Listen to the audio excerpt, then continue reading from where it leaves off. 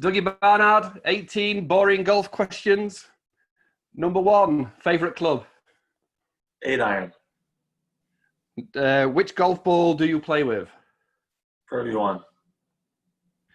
What do you hate most, wind or rain?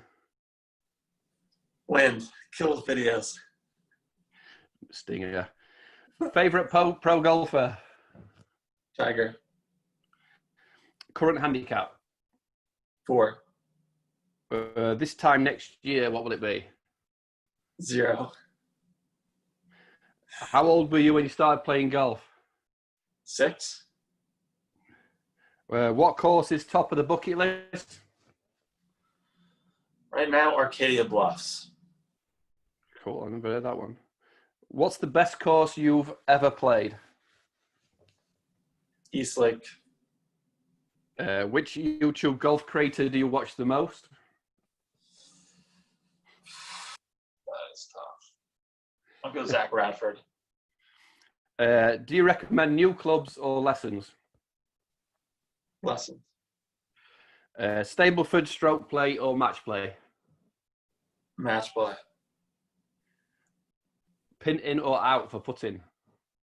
Leave the pin in. Bombs for show or putt for dough? Bombs for show. How many clubs should you be allowed in the bag? 17. Laser, GPS, or your eyes? Laser GPS. My eyes are terrible. Dream 4-ball, dead or alive? You go, Jesus Christ, my dad, and my favorite golfer, Tiger Woods. Boom. Yeah. Final question: pars, 3s, 4s, or 5s? 5s all day. That's it. Dougie, thanks for coming on. I've been watching you for a while. I know you'd be great to get on. Can you, just for people who maybe don't know you, give us a quick introduction to yourself and your channel? Sure. So I'm Dougie Barnard. I grew up in Indianapolis, Indiana. I played tennis my whole life. Always kind of loved the sport of golf, but didn't really have time to kind of express or develop my interest in the game. And so after I finished playing competitive tennis in college, I sort of just felt like there was some kind of a competitive gap in my life. And at first I turned to weightlifting. And so got pretty heavy into the weightlifting, did bodybuilding, signed up for bodybuilding competitions. And it was great. And there was a sense of like community and everything like that. But I felt like I kind of just burned out a little bit. I mean, that's a very difficult space to maintain your long-term health in, because you're just hardcore dieting, you're hardcore lifting weights. It's a very self-centered type of industry.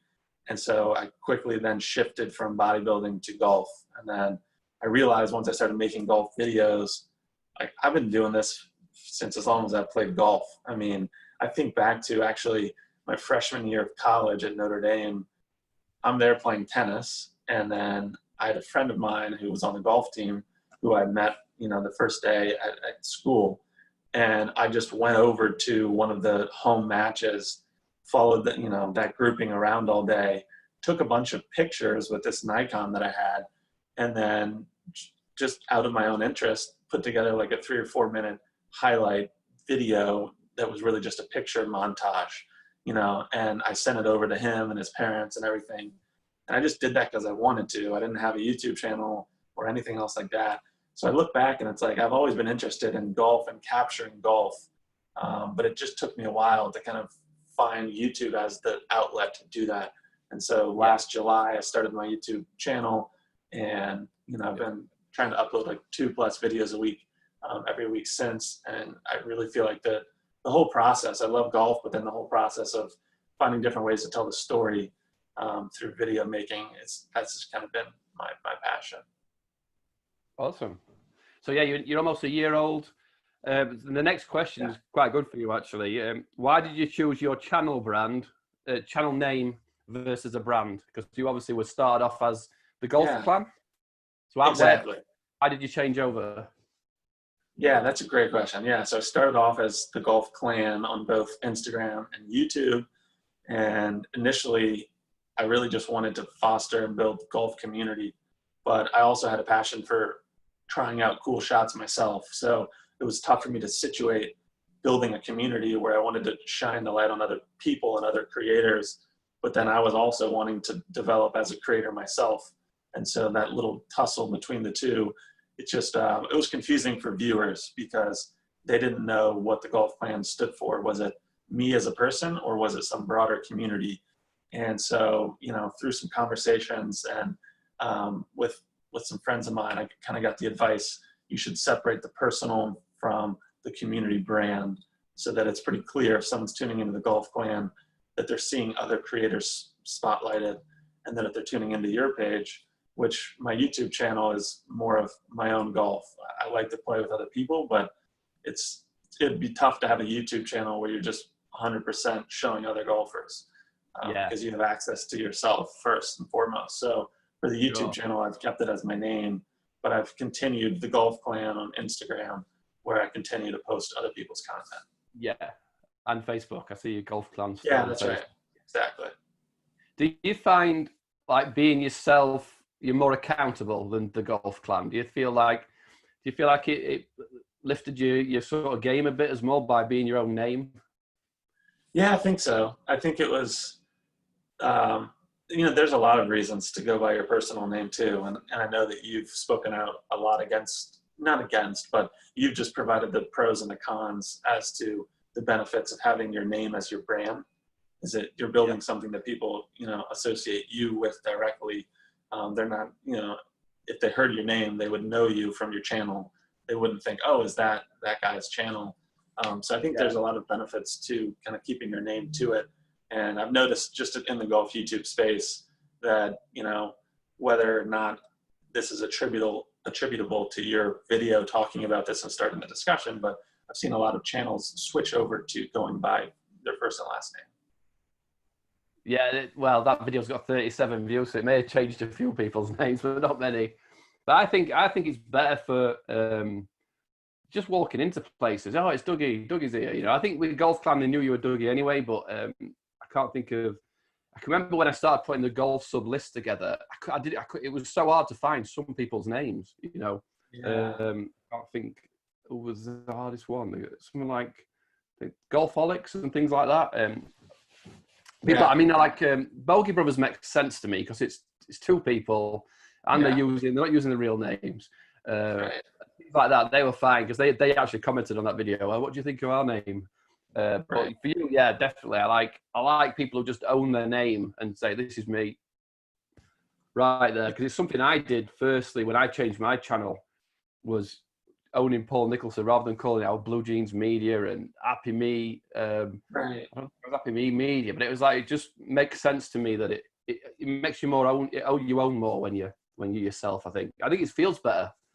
Yeah, it does. It feels like you're just kind of, I don't know, like you're not hiding. I wouldn't say hiding behind the name of a channel, but unless there's a compelling reason, like you talked about, having two people, it makes a little bit of sense to have some kind of channel name, because you can't have both full names. But if it's just you as a person, unless there's a compelling reason to go by some brand name, I think it just makes sense to kind of stand by your own name. No golf on yours. It's just Dougie Barnard, isn't it?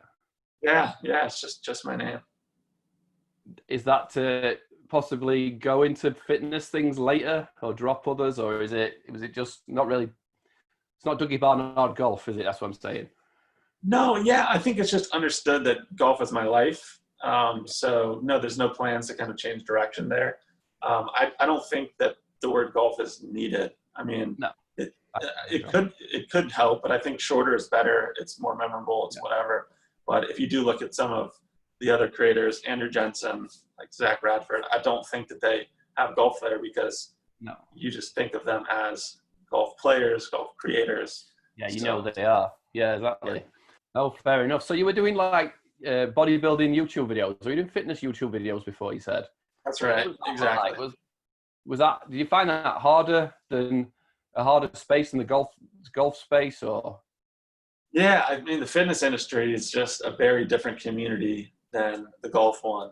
And I definitely, when I first entered the fitness space, I mean, on Instagram, like you're seeing tons of different creators with multi-million followers on Instagram. It's a huge industry where there's potential. There's tons of online coaches. So the space is just like build a following, you know, et cetera. And then you can kind of build out, you know, some income there. If you get a little bit of following, you can easily create some programs to sell. It's a very Right. much that kind of a space. Whereas like, if you look at the golf space, unless you're a trained PGA professional or you know you have some background in learning and instruction, you're not trying to build a following to then coach other people to build a following to make a money off of that. Yeah, It's just a different type of vibe and stuff. But it's a smaller, more niche space. Like the golf space and across all social media platforms is much smaller in comparison to the fitness industry, because fitness and lifestyle and just wanting to look good, feel good is a little bit more of a general accessible thing that a lot of people are striving for, whereas golf is, you know, harder to get into. It's more niche. yeah, exactly. Yeah, there was I seen something somewhere, and I can't remember where it was. And it said the four niches that make money on YouTube or online are helping people to get paid, helping people to get laid, helping people to live longer, or expensive hobbies. So fitness market would cross over too, which would be helping people to live longer and in theory get laid. Yes. The golf category comes into the last one as an expensive hobby. So they said if people are spending $2,000 a year plus on a hobby, you can make money online out of that. But it only crosses into one, doesn't it? So they said those are them four things that help, that basically the niches that can make money online. So it kind of stuck with me because it makes sense. Yeah, I've never heard of that categorization, but I think it definitely makes sense. It's just like, how much do people need your content? And unless they're Yeah. also infatuated with what you're talking about and doing, then it doesn't really have that much of an impact on them. Yeah, exactly. So here's the question: as I browsed your social media yesterday, Yeah. TikTok. I've Yes. not been a fan. I've been quite rude about TikTok in the past. I've Look, seen some of those tweets, Paul. Pretty strong words against TikTok. see, I thought I'd just come out and say I called it TikTok, didn't I? I, I, I kind of was thinking today because I couldn't quite remember what annoyed me, because I watched yours and your wife Olivia. Yes. She's a TikTok superstar from what I can see. She's doing well. Yeah.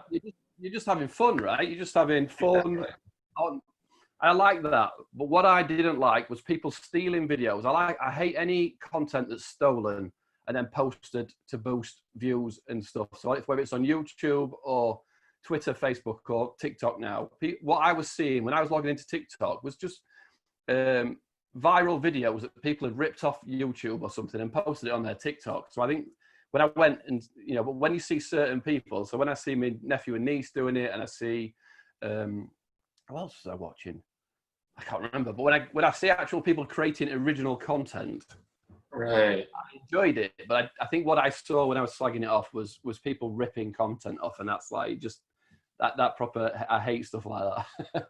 Yeah, it's easy to do on TikTok because not everyone's on the platform. The creators won't be notified, and you can just, you know, easily grab someone else's video and then throw it up there and then almost take credit for it. I mean, credit isn't even always given on TikTok, and so it's a lot of people trying to just use that for their own gain. So you and your wife do it quite a lot, or are you having fun with it? I don't know if you do it quite a lot. I don't know. Yeah, I mean, we're having fun with it, and for her, it just makes so much sense. I mean, like, dancing has always been her passion. So Right.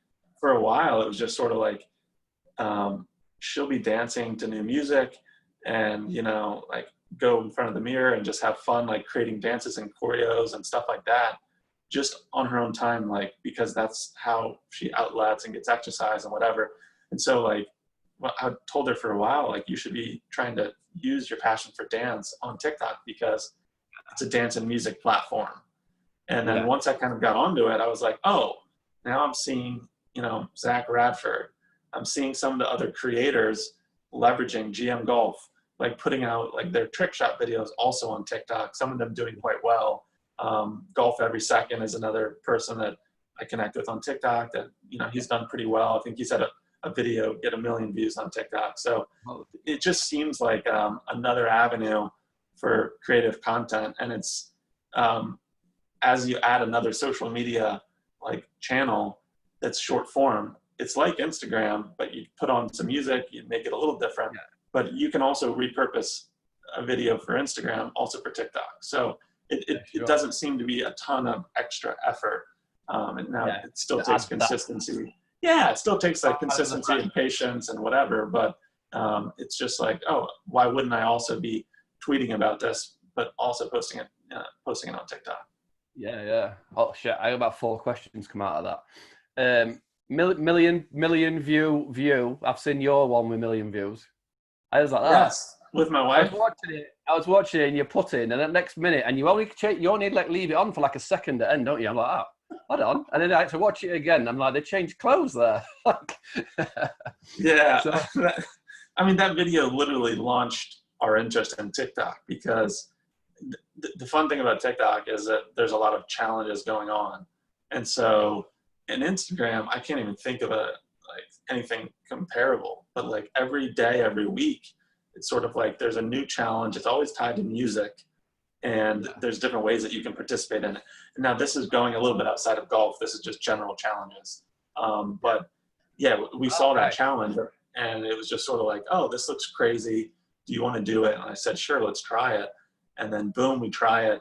And then like the second day after the video was posted, like overnight, it was at 2,000 views. And then the next day it just like jumped to 50, then to 100. And then now it's climbed all the way to 1 million, but it's that sort of like launched, our interest in TikTok is sort of like, oh, wow, I guess like we should try this. Yeah, exactly. Yeah, that's because I kind of browsed down and I'm looking for the ones with the most views, because I'm figuring they're the ones I should be watching. And it's interesting because you talk about patience there, didn't you? And I listened to your podcast with 3 Under Par, was it? Is it 3 Under Par pod, yeah. You were talking about patience and how patient you are with your YouTube channel. But was that your second video, or your first or your second video? On TikTok, that was one of our first ones. Just happened. Yeah, I saw that, yeah. But you're big on patience? Are you big on that process that it's going to take a while? Yeah, I definitely am. Just seeing other creators, and I think I mentioned it in that podcast, or I've mentioned it on one of my YouTube live videos, but Golficity, I think, is just a great example of a channel where a lot of people know them. They're collaborating with the Andrew Jensens and GM Golfs and Seth Browns and everything. But you would see them and just think, oh, they're this big, golf type of media channel. They must have always been big. But like it started 6-7 years ago with a podcast. Yeah, they started with a podcast before the YouTube channel, did the podcast for a little while, got that up and running and churning, and then said, oh, we also want to make video content, so we might as well start a YouTube channel. But the fact that it's taken them 6 years to now get to whatever they're at, 25,000 plus subs, it just kind of shows like those guys have been grinding. I mean, they've been working out of like an at-home office, and then they built up like relationships, and now they're working with Titleist, FootJoy, and now they have access to like cool opportunities, which leads to cool content. But like 5 years ago, and 1 year into their YouTube channel, I don't know what subs they were at, but they were just like in a very different space. And because they didn't give up, they've been working and they didn't quit. Now they're kind of like, it seems like the world is opening up to them because of where they are now, and the content's just getting better. They have an office, they have interns working on editing their content, and now it's become a machine, kind of like Eric Anders Lang, and it's just like, it's going to keep churning out content. It's novel, But exactly. So is that part of your makeup? Is it like perseverance and patience? Does that go back to college tennis? And where do you get that from?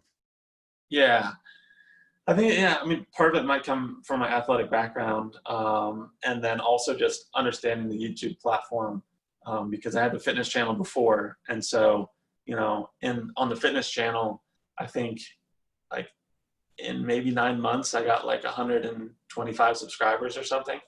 And so I kind of quickly realized how difficult it is to get subscribers on YouTube.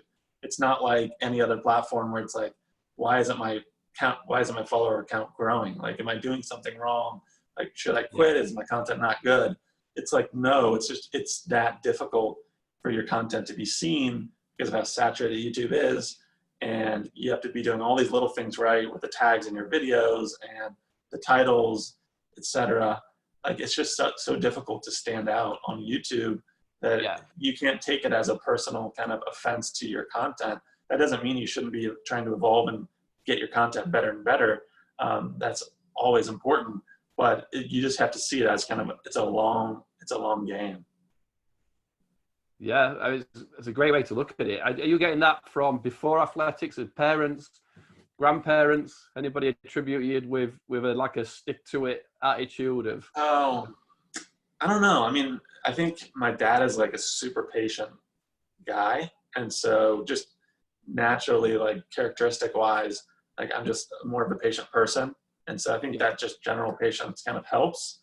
But yeah, that doesn't mean like it's not at times frustrating. I think as creators, like tell me a creator who doesn't feel like, I can't believe my content isn't getting more views. Like, I can't believe my follower count isn't higher. Like, I'm much better than like whatever level I'm at right now. Like, everyone believes that, but with YouTube at least, unfortunately, it's like the survival of who's going to stick with it through the tough part when you're getting 50 views a video and you're not really growing month over month. Like, are you going to be able to like psychologically like stay with it, believe in your content, stay positive, and continue to find ways to like produce more exciting content?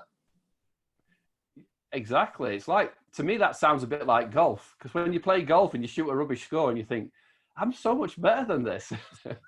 But sometimes the results don't seem to come until months, years after grinding.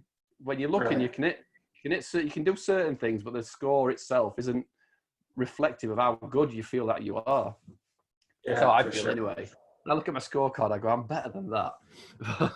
Golf is frustrating, there's no doubt. Question 2. Question 1 was quite a long one. You've sort of touched on it, but what made you become a YouTube creator? I know you sort of touched on it in your intro. What made you think, I'm going to turn this camera on and I'm going to go for it as a golf YouTuber?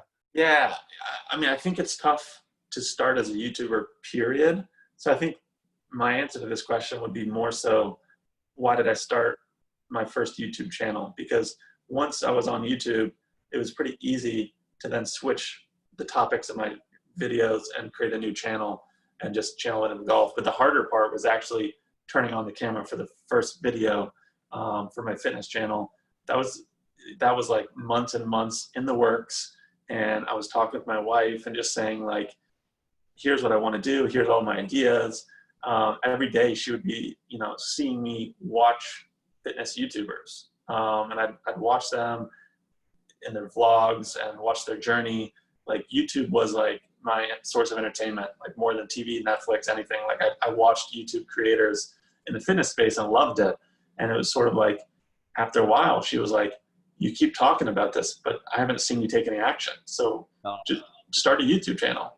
Like, I don't want to hear you talk about how you want to build this fitness life or anything. Like, show me action, not words. And I was like, oh, dang. Like, okay, so I can't just keep talking about this anymore. Like, I need to like put up or shut up. And so that's when I like turned the camera on. And my first fitness YouTube video, like I turned the camera on, like I was in a dark basement with like bad lighting. And I just like talked for like 15 minutes or something. And she still laughs about that video. And she was like, that's gotta be the worst video on YouTube. I don't know. I've got a few, but yeah, that's great. Your wife is Olivia, your wife at this time, or your fiance? I know you've just gone 3 years married, haven't you? 3 years last week? Yeah. So wife at the time, Yeah, so it's good that you have, the better half kicking you in the ass, basically saying, come on, I see you watching this stuff all the time. It's your turn to show, right? Yeah, she's helped me a lot, just kind of pushing me and like seeing my passion for certain things, but then keeping me accountable. Yeah. For sure. Does she see the showman in you as well? There's a showman there, isn't there? Oh, she knows it. Yeah. Yeah. So you get the dancing on TikTok, and you get the, you know, watching your videos. There's definitely. Have you been at amateur dramatics in the past in school? Is that anything? Singing? Actually, no. I don't really know. I don't know where that comes from. I think like I've just always been willing to try new things, and I'm not afraid of embarrassing myself. So that kind of helps. Just not really. I wouldn't say like I don't care. Like I don't care what anyone thinks or whatever. It's just sort of like I'm just sort of like, why not go ahead and try this, do this, have fun, like be a little like goofy or whatever. And like dance is her thing. So for me to step into the dance world, it's like me, you know, stepping to the driving range and having not really swung the club before. And it's like, hey, do you want to like do this video where you're going to be swinging a bunch? And I'm like, yeah, why not? I mean, like, I'll go ahead and try. It's not going to be pretty, but like, let's have fun and just you know, give it a shot. Yeah. So two things there as well. Well, so did you all of a sudden find yourself starting to watch a lot of golf videos, and that's when you started to maybe change your tack to, I'm watching YouTube golf a lot more than fitness. Maybe that's what I'd prefer to do. I know you mentioned it in your intro, like, but yeah, I mean, you found right. I think do you follow your interest. That's what I mean. So when you were tennis and you're into bodybuilding, now you're into golf. Do you really follow your interest and you go all in on what you find you're interested in? yeah, I tend to kind of like find something that I like and just lock in 100% on that. Yeah. Unfortunately, with fitness, it was like that's just an interesting industry because it's different than golf in that like you're really trying to like put a front of who you are with your muscles and like all this stuff.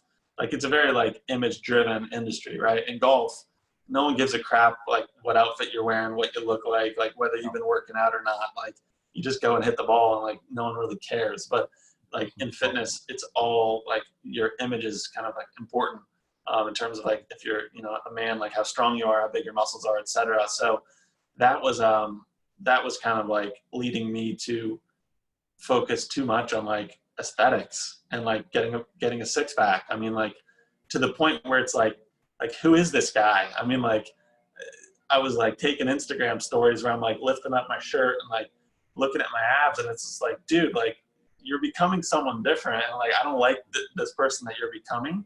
So that was when it was just sort of like I need to have a hard look at like it's great creating content, but if this process is leading me to become a person that I don't really like anymore, then it's not worth it, especially with the views that I'm getting on my channel, right? So that was like when it was like, okay, I want to authentically be myself. And unfortunately now with fitness, it's kind of like making me, you know, the pressure to grow is changing me. And I'm giving into the pressure to grow and allowing myself to be changed. In golf, the great thing is it's just an opportunity to express yourself individually. It's not like you have a pressure to become someone you're not, to then get views and whatever. It's just sort of like people appreciate the real. Like they want to see the ups, the downs, the struggles. They want to feel like they're with you on the course. Like you don't need to manufacture, oh, I just shot an even par round. Like people don't care. Like if you make double bogey and you're pissed and you're like smashing your club down, people might like that even more than if you're, you know, two putting for par. So it's just, that's what I appreciate about the golf space, is that authenticity. Yes, definitely. Because I do a video, I'm going to come back to the fitness thing in another question because it's exactly that question.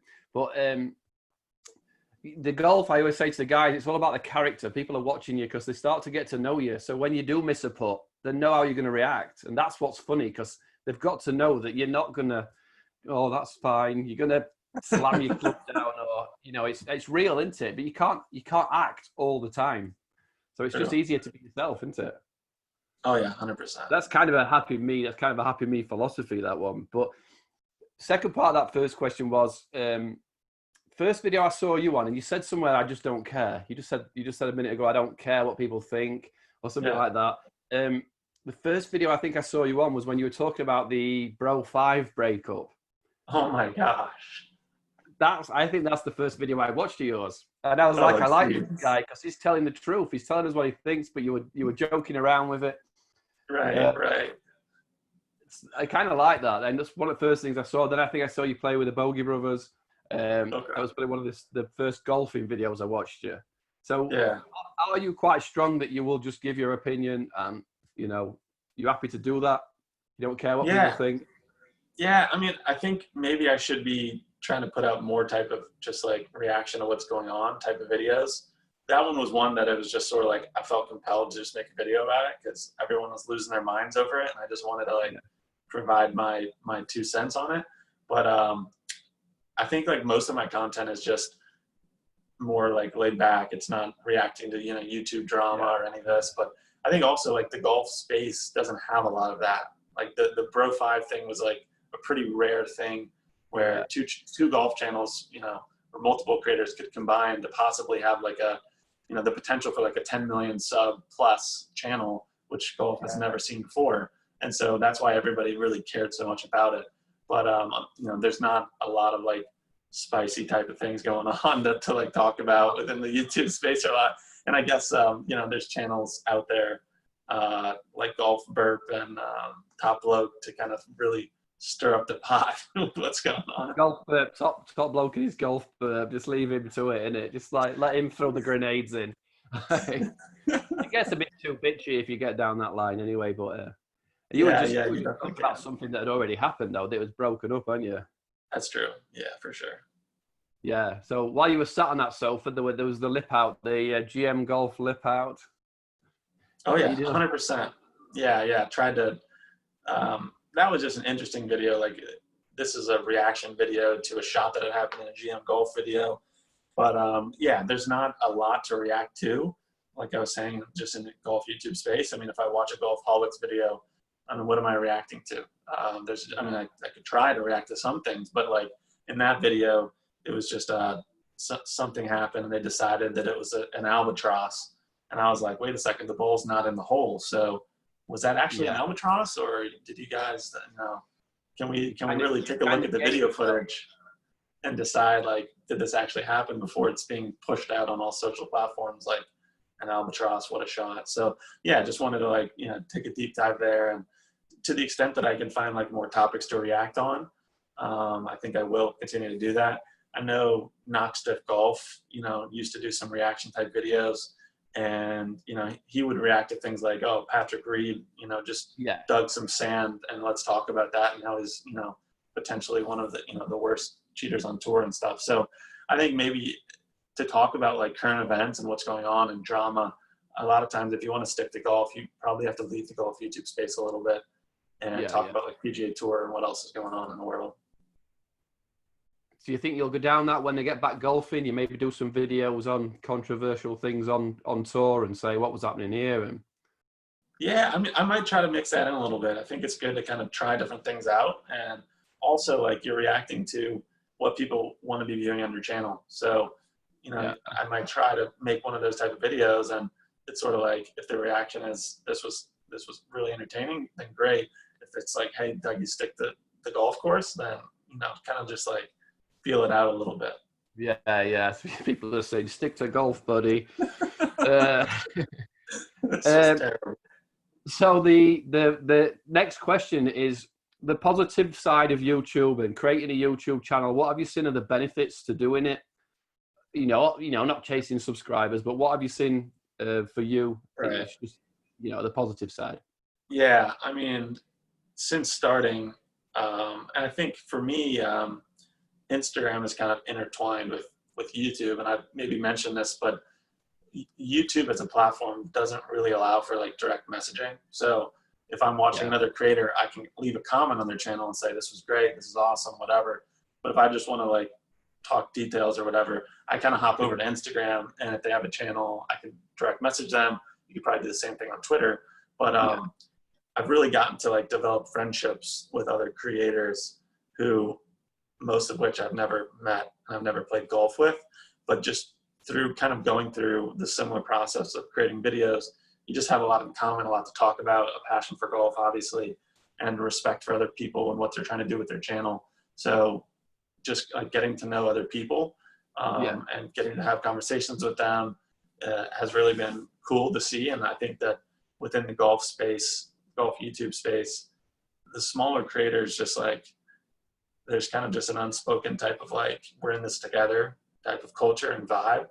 Whereas I think at the larger echelons of golf YouTube, it's probably more of a business competitive, you know, there's politics, like, should we do a collab video together? Well, like, how many subscribers do you have? And is that a good use of my time? What's my return going to be?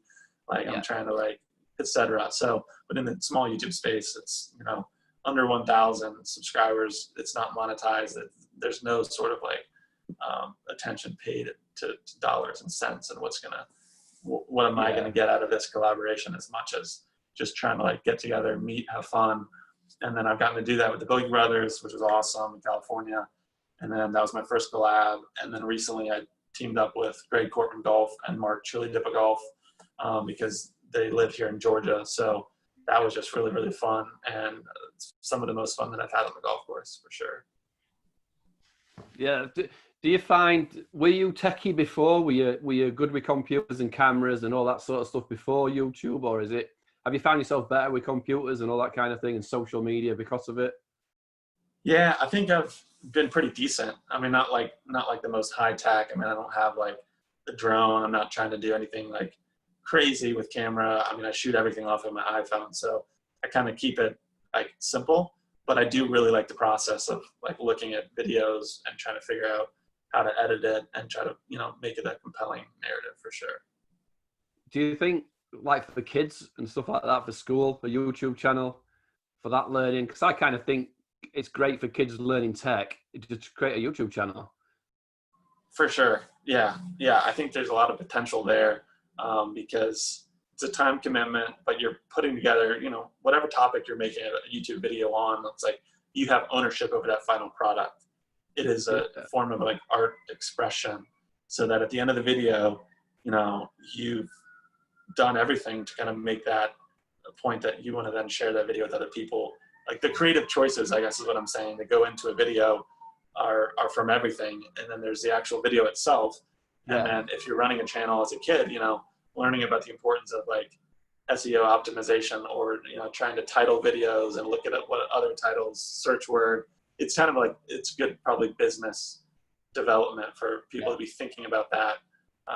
So yeah, I think that's definitely true. Exactly. And you're moving files about, you're dropping things on computers, you're cutting things, you're doing all sorts of tech stuff, and then you're posting it in the real world, aren't you? So sometimes the real world's a little bit harsher than school projects, isn't it? But oh yeah, definitely. So I don't strike me as you've seen much negative side, but the negative side of YouTube, have you had many bad comments? Any sort of, have you seen any negativity out of it? I mean, not a ton right now. I think most of the YouTube comments are positive, and I actually think that I'd be inviting that type of hate onto the channel, which just, to me, it really means that like you're getting out there. If some random person seeing your videos and then like trying to like tear you down, then that means like your video has gotten to that random person. So I think actually getting negative comments is a sign of you're doing the right thing, because people are now seeing you as kind of carving out a lane and being somewhat successful, and they're wanting to be like, no, this guy actually sucks at golf. Like, why do you watch his stuff? So actually, I think that it's kind of a good thing when that happens. There hasn't been much on YouTube. On Instagram, I still get like random comments and stuff like that.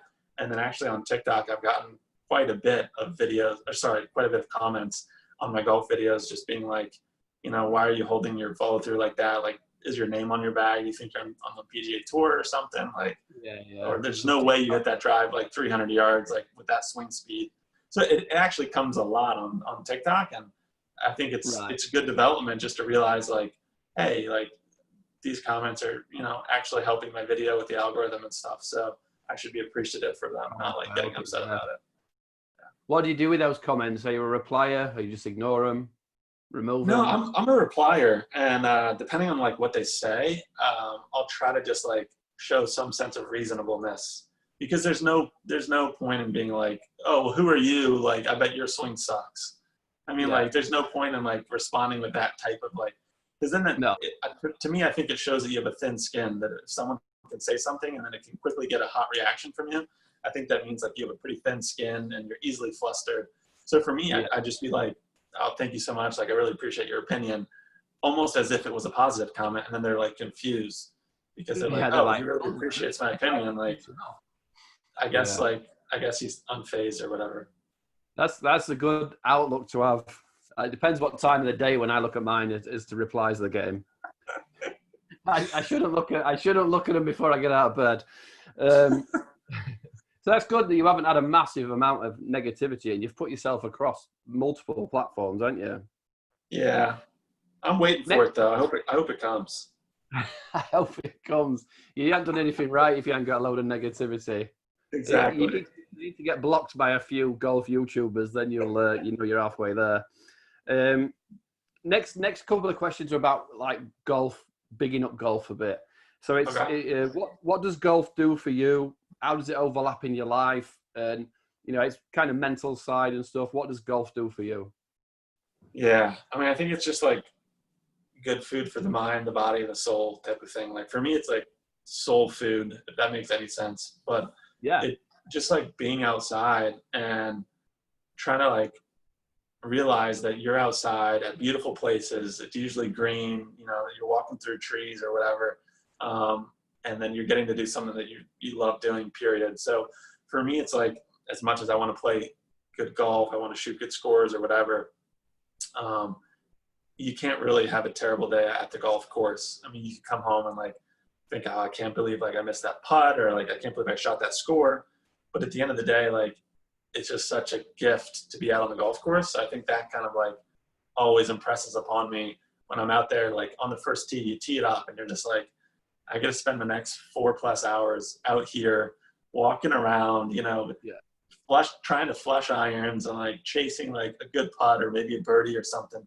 So for me, it's just like trying to keep that perspective. And like, I've always had like a deep, like respect for the game and love for the game that like the game's like hooked me from when I was like 7 years old, and like at summer camp trying to like hit my irons and stuff. Like that's kind of when like I got hooked on like the sport and just like the love of like trying to hit good shots. yeah. And so I still have that, but then now I'm just realizing like all the other things, and there's so many layers to golf. But yeah, I think that all those things are ways that I appreciate it. Yeah. So it sounds like gratitude. You're like grateful to be out there and you can appreciate every hole, every shot. Try to. I mean, yeah, I definitely still get mad, but yeah, try to. You sound like a very honest person as well. Like you just say what you think. Because just golf sort of teaches me that the honesty of it's just better if you tell the truth. Yeah, yeah. But what you said earlier is true. It's just like when you play golf with people, there's when you leave around, like you feel like you've been with that person through some sort of adversity. You've seen their double bogeys, like you've seen them embarrassingly like 3 or 4 putt, and like watching their reactions to it, and so it's just sort of like you get to know people on such a deep level, and then obviously you can laugh about it. Like it just feels like you journey through something with people unlike any other type of sport, and so you really get to see who people are with how they like carry themselves and react, and personalities come out, and people that you never knew have senses of humor. So it's just sort of like fun to different to see those different personalities come out. That's why a lot of interviews take place on golf courses. They're the high end, and let's see what you're like when you're playing golf, because that's what you're probably going to be like in the boardroom. Exactly. When the pressure's on. But I think golf's also like, it's the only sort of thing that I can think of that really teaches you empathy. Because like you say, when you see somebody 4-putt, I'm not laughing at that because I'm thinking I could do that on the next hole. I know, and I've done it before, and I'm not wishing that on anybody. So you don't want to like wish bad shots on people because it comes back to you as well, don't you? Yeah, it's a humbling sport. It's a humbling sport for sure, and it depends who you're playing with. Obviously, if it's your buddies and stuff, then you might give them a harder time. True. Yeah. Advice to new golfers. So somebody who's not really played a round of golf, who probably thinks there's some sort of, stigma about certain things in golf. What would your advice to be of somebody who's thinking about taking up golf? Yeah, I would just encourage them to go out to driving ranges and try it for themselves and just see, because golf has just so many benefits and advantages. Just being able to golf is a skill that you could use. Whether you're, it doesn't really matter per se your handicap, but if you can kind of develop a base level for being able to go out and play golf, it's just a skill that you can kind of draw back upon later in life. It opens up opportunities business-wise. I think it's a good general skill to have, to be able to go out and to not only like be able to play golf, but to be someone who's fun to play golf with. I think that's equally as important, because you can I've played with people who are really good golfers, but you just hate playing with them. Like they're so self-focused, so self-centered, they're critical, or they make comments about other people. So to me, it's equally about how a person is to play with. Like, is this person fun to play with as to how good they are? That's interesting you say that, because last 2 or 3 weeks I've been like, you've got to enjoy it and you've got to be enjoyable to play with. If you get too obsessed with score, I don't speak to people. I storm up to my ball, I hit it, and I'm like, I don't want to be like that. I want to. Score's not that important. Have some fun, isn't it? But it's easy. Right. And I think that's like an interesting thing, is that we all think that our score matters so much. But like, if you get to an end of a round and you're asking so-and-so, how was the round or whatever, like Bobby's not going to know what you shot or care about it. Like, unless it was like a great round and you shot your low score or something. Like if you shot 82 or 89, like this guy's not going to care. But what he's going to remember is what it was like to be out there with you for 4 hours, and like what kind of energy you gave off and whatever. So I think that's really important. It's just like our score only matters to us in the scheme of things. 100%. Yeah, that's a happy me. You could shoot a course record, and the person you told 5 minutes later would not care. Like, but like you said, you're right there though. Is that person you played with going to message you? Hey, do you want to come for a round next week? Exactly. Do they want to hang with you? Ghosted. Yeah, exactly. So would you say to a new golfer, go to the driving range first, get to a point where you can at least hit it, and then go play golf? Or would you say just go to the course and see what happens? Yeah, I mean, I don't think there's a wrong way to do it. I think that driving range is just such a low barrier for entry. You can just like whatever, get a bunch of balls. You can mess up. There's no judgment there because you're not on the course. People don't see you. So I would just recommend just starting at the driving range just to get some base level. I think you can enjoy a golf course more when you've learned how to at least hit different shots or use different clubs. It'd be pretty intimidating to just go to a course and then get next to the green and then figure out like, oh, I should be using a pitching wedge instead of a 5-iron, instead of now I got to shorten my swing and it's a little different swing. So I think, there's no wrong or right way to do it, but I think it'd probably be a smoother transition just starting out the range. Do you find the people are as stuffy as the what people might think? Are people in Atlanta, when you go to golf courses, because obviously people think you've got to dress boring or dress up. People are stuffy. It's a slow game. It's not, it all looks too serious. I think that people are more laid back than most people would think. And it depends where you play. And, obviously there's a few people that are going to be pricks, just period, wherever you play. It doesn't matter.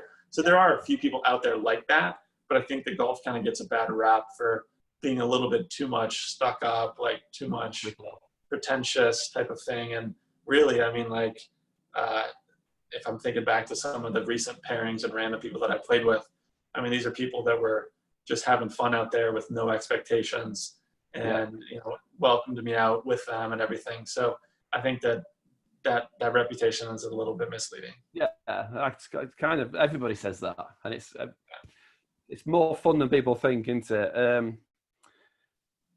Next one's a happy me philosophy question. You come across as kind of a little bit bulletproof, and you've got some good sort of philosophies going on. But this question is like, what do you do when you've got to edit and it's just going to be a long edit, and you've got and you sort of can't be bothered?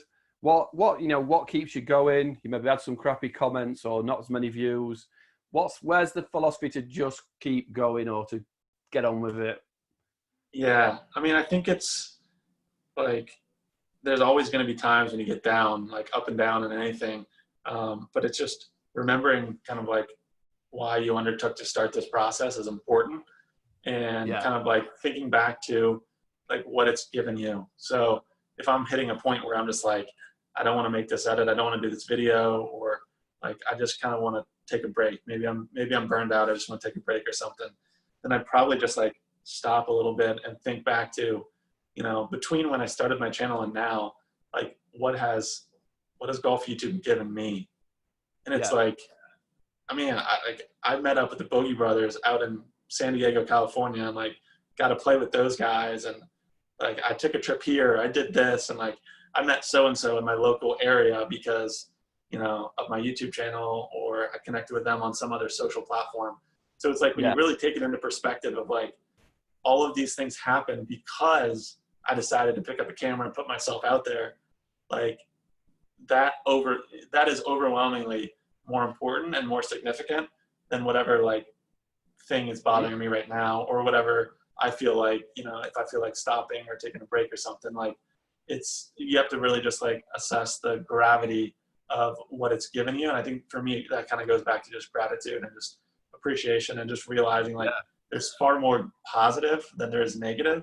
And now if it ever came to a point where it's like I was getting way more negative feedback than I was positive, or if for some reason it became the other way, then maybe I'd have to reevaluate. But for the most part, like when you put yourself out there and you're courageous to pick up the camera, you're authentic, you're genuine, you're open to meeting new people, like you're a friendly person, like it's always, that positive is always going to outweigh the negative. Yeah. Sweet. And you know, if you stall too long, Olivia will come in and kick your ass anyway.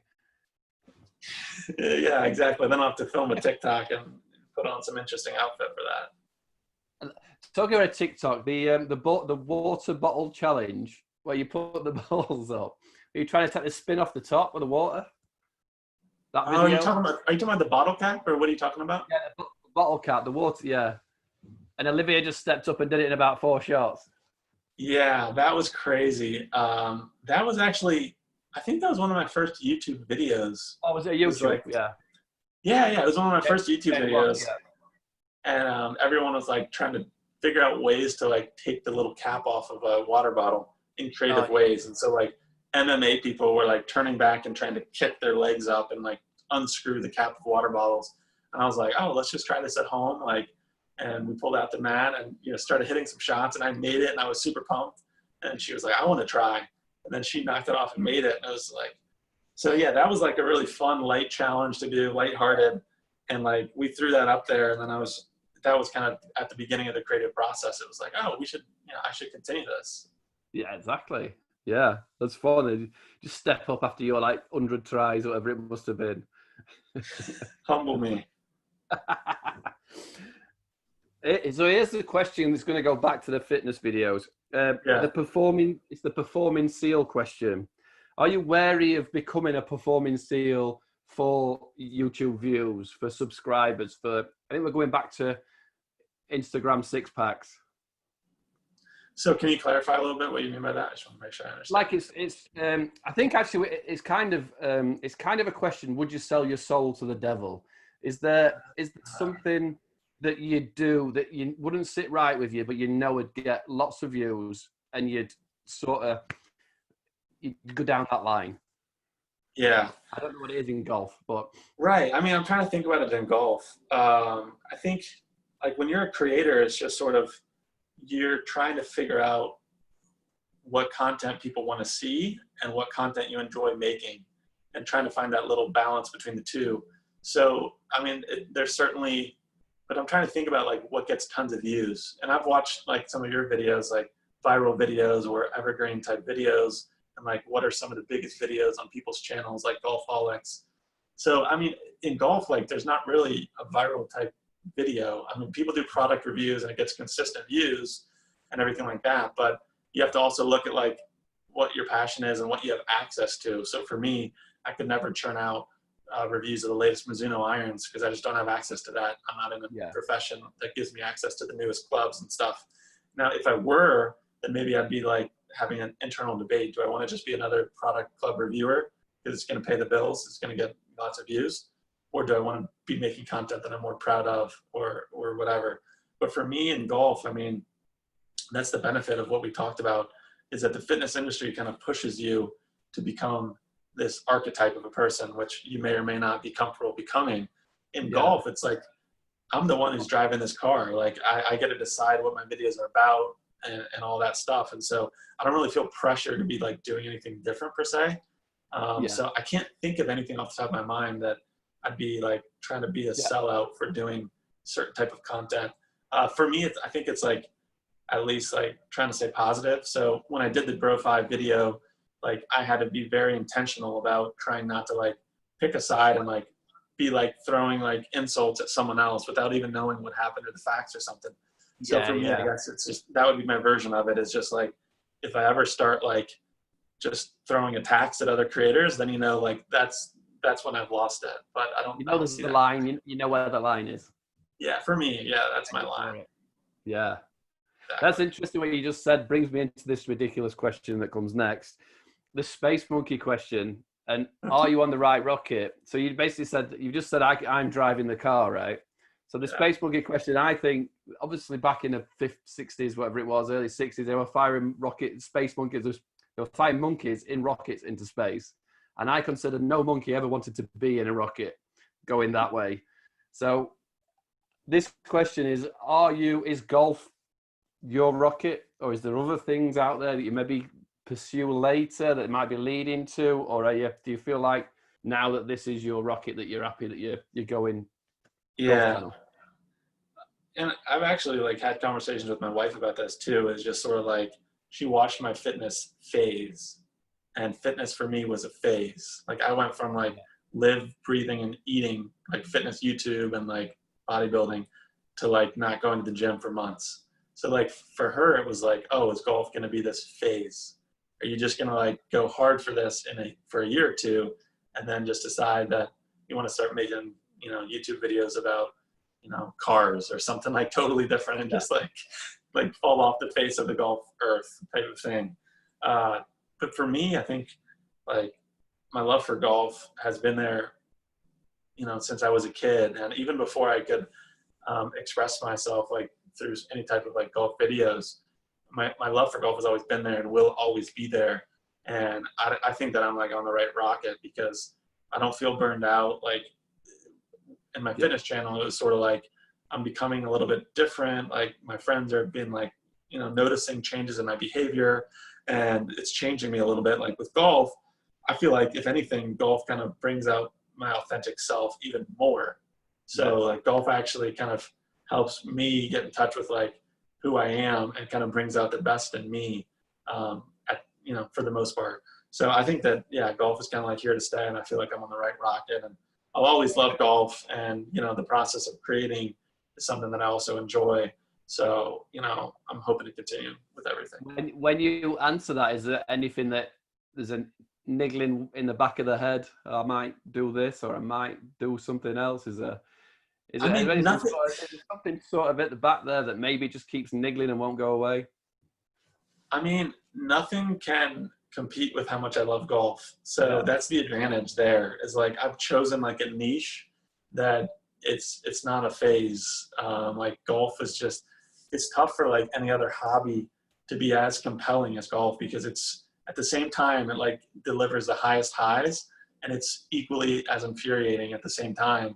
And so it makes you want to keep coming back and stuff. So for me, I mean, I might have like other interests, or like in my free time, I might be reading about other topics or something, but like it could never like be as compelling as golf. I mean, like I'm sure a lot of other, you know, people watching this feel the same way, but like before a big round or before like taking a golf trip, like I can't sleep. Like, like what else, what other thing could I be doing that's going to cause me to be so excited that I can't sleep? And I just can't think of anything. Exactly. That's great then. That's awesome.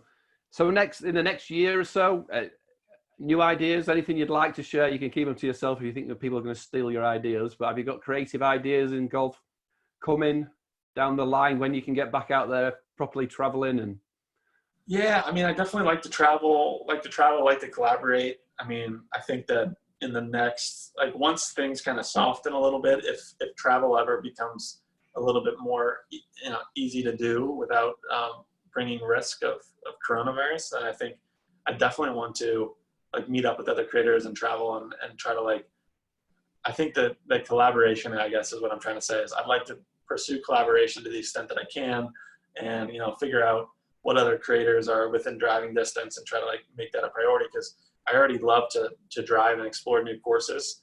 And so I love driving a few hours and finding awesome courses to make videos on. But I think I might try to enjoy, you know, trying to meet other people, other creators that I can team up with as much as possible. And then I'm also looking forward to, at the end of October, I'm actually hosting a golf weekend called the Creators Cup in Alabama. So that's a time for a lot of different people to come together and meet and make content and play golf. And so that's probably like the next big thing on my mind, is just making sure that as the host of the golf tournament that I'm like putting on an event that, you know, people enjoy. Where's Alabama? Where's that? What do you say? I can't see my map. I've got a world map, but I can't quite see. Whereabouts? I'm coming to that. I'm coming to it. If we're allowed to in October. Yeah. I'll bring some UK creators. October in Alabama. That'd be amazing. Honestly, incredible. Yeah, I'm excited for that for sure. That's a big thing, though, that, isn't it? I mean, that could really boost your channel a lot, because I know Rick Shields, when Rick Shields did a golf day over here, his channel were kind of flatlining, and he got all those creators together, and it went again. Some people say it didn't, but I mean, I think like I saw that. I saw YouTube Golf Day, and I was just thinking, like, being in the US, I can't think of anything else like that. I mean, there's a lot of creators, we know that. And then every once in a while, you'll see them get together in small groups or whatever. Being in the US, like Orlando and the PGA show in January is like the one event where it seems like all the creators are in the same space together, meeting, hanging out. And I've never been to the show. I don't know what it's like, or whether these creators actually hang out together, whether they're friendly, or whether there's any beef between creators. But like, that's the one time that people can get together and try to do things. And so I was just like, there should be a dedicated like weekend for anybody who makes golf content. It doesn't have to be just YouTube. I mean, I talked to a lot of people that have golf podcasts and other types of golf media. And like, I just wanted to try to put something on the calendar and give people the chance that wanted to meet up in person from different parts of the country, like a place to do it. And Alabama was a good place to do it. Yes, awesome. So have you got venue set? Do you know which golf course it's going to be? Definitely. I got venue set. It's actually a 54-hole complex, and one of the courses recently hosted a Symmetric Tour event. So the courses are like very, very nice. It's a public course. Alabama has something called the Robert Trent Jones Trail, which is like 460 plus holes of golf spread across the state of Alabama. It's all public. You know, most of the rounds are between $50 and $100, but you're playing like top level golf, like the type of golf courses that people will travel to and make it a golf weekend with their buddies type of golf. So yeah, I found this awesome 54-hole site. The golf tee times are booked. I've got a couple houses that will be rented out, and there's 2 houses actually like on the property that are supposedly just a few yards away from the 10th tee on one of the courses. And it's, I mean, they're houses. They have an outdoor putting green between the houses. Like, these houses were actually built for golf trips. And so it should be a cool setting for sure. Awesome. That's awesome. Yeah, definitely. I'm definitely in if we're allowed to come. Oh, that'd be amazing to have you. I'm asked this question now. You obviously you're in Atlanta. So how far away are you from that very famous golf course? And is there any chance of you getting on it? Augusta National. Is that what you're talking about? Okay. Yeah. You can't be far away, can you?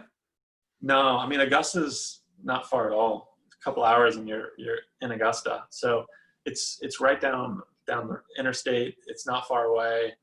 The prestige, I mean, the difficulty of getting on at Augusta National, like, it's mind-boggling.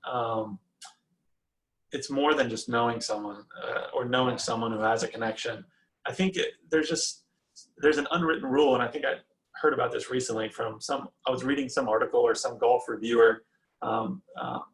There's a website that reviews courses, and I was reading reviews of Augusta, and someone was saying, like, the second that you ask about playing Augusta, you're excluded from, getting, exactly. You're black booked. You can't ask to play Augusta.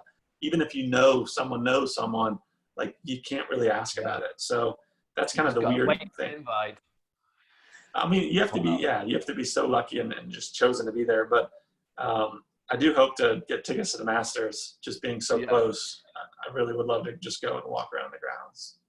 Well, I almost came with, I pulled out later on to go to the Masters the Monday practice day with Liam, golf mates Liam. So I almost Wow. next year he runs a trip every year. They No play way. they play Harbourfront in Florida. Okay. Harbourfront. They play like 3 or 4 golf courses. They go up on the Monday for the practice round. Apparently, it's one of the best days to go because everybody's milling around, and then they go back and play a few. So, yeah, That's incredible. That'd be a cool trip next year as well. Incredible.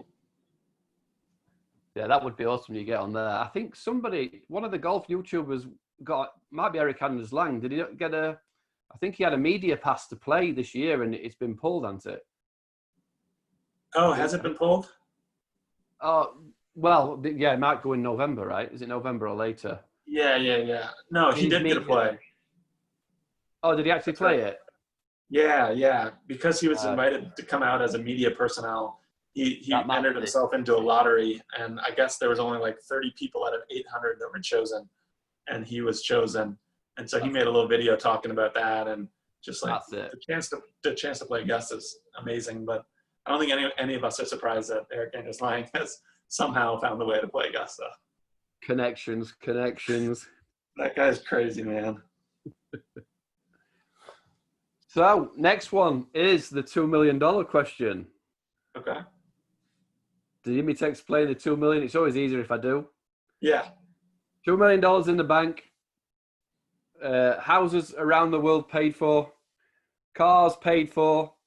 You've traveled the world playing golf, doing all the worldwide trips, everything. So money's not an option. Everything's paid for. What is the day job? I mean, I'd be making golf YouTube videos, man. So like, that right there, you just answered that you're on the right rocket. Yeah. Right. Yeah, I think so. Yeah, I mean, that's a hard question, and I guess if I gave it more thought, I might think of some other answer or whatever. But I mean, right now it's just like I'm making golf YouTube videos in my spare time. I don't have a lot of time for it, and it's still so important to me. So if I had more time, I mean, I think I would probably pour more time into making videos, and especially the $2 million. I mean, you could get some fancy drones. You could get like the latest tech. You could hire like, people to walk around and have a little entourage video crew. So yeah, I think that'd be fun to play around with for sure. So that's good because it leads me into the final question. Just I'm going to give you a year to think about the answer to that last one now then. So this time next year, where's Dougie Barnard going to be? Numbers on your YouTube subscriber, your golf game, where is it going to be? I know you said you're going to be scratching the opening. Where are you going to be this time next year is a question. Yeah. I mean, I made a YouTube live video talking about this. I'm less like driven by outcomes and numbers as I am like just learning about the process, but I still want to give an answer to it. So in a year from now, I mean, it would be great to break the 1,000 subscriber mark. Like, I think that's kind of like a tipping point. Like that's a huge like achievement. And then there's also other reasons, like your channel can be monetized if you have watch hours. So yeah, I mean, like, I think that in a year from now, I would love to be over 1,000 subscribers. As far as like my golf game, I mean, my goal is to get down to scratch, but I'm kind of like, I feel like I'm caught in a wedge between golf content and like lowering my handicap, and it's tough to do both at the same time. And I'm more interested in the content than I am in necessarily getting down to scratch. Yeah. So I try to like bring the two together if I can, but if I was trying to get down to scratch in a year, I would be spending Saturdays and Sundays chipping and putting and out on the course by myself. And, I wouldn't bother with videoing or doing anything because nobody wants to watch you just practice all weekend. But unfortunately, like that's not going to happen. So I kind of just realistically, it's tough to get down to scratch, but, becoming a 2 handicap, I think is maybe a realistic goal in a year from now. So if I could, shimmy my way down to a 2 handicap and be over 1,000 subscribers, I mean, like, that would just be awesome. Sweet. Yeah. Do you think that 4 handicap to scratch is a really big gap? Do you think how big a gap does that feel to you? It feels pretty big. I was talking to my cousin actually about this last night, and he's like, man, like this one guy that I've seen in your stories, like his swing is so good. And I'm like, yeah, he played college golf. He's a scratch golfer now.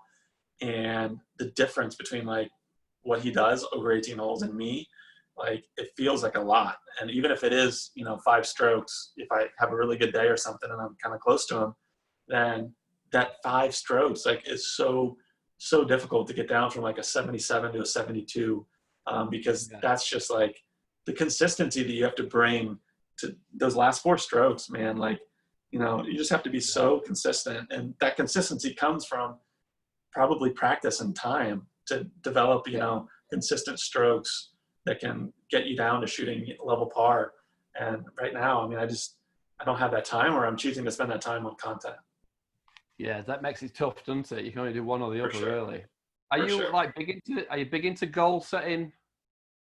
Do you set yourself goals, or is it just a natural progression? I'm sort of thinking about stuff like this lately.